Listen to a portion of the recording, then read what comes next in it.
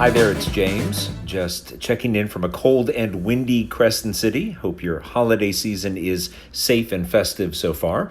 Well, my friends Cheryl and James, in honor of the Saints defeating Tom Brady and the Bucs on Sunday, what a game. They have commissioned one last holiday baking adventure from me.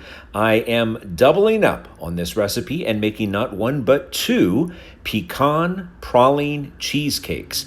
Pecans and chocolate inside the cheesecake batter itself, and then caramel and more pecans on top. Here is how it comes together.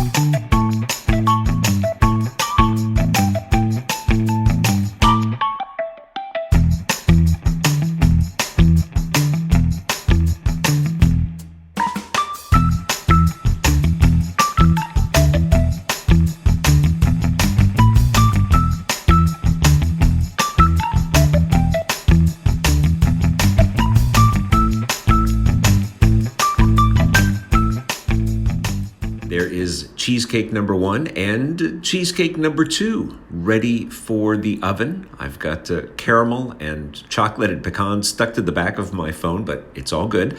Be sure to leave a little room at the top of both cheesecakes for the added caramel and added pecans to come.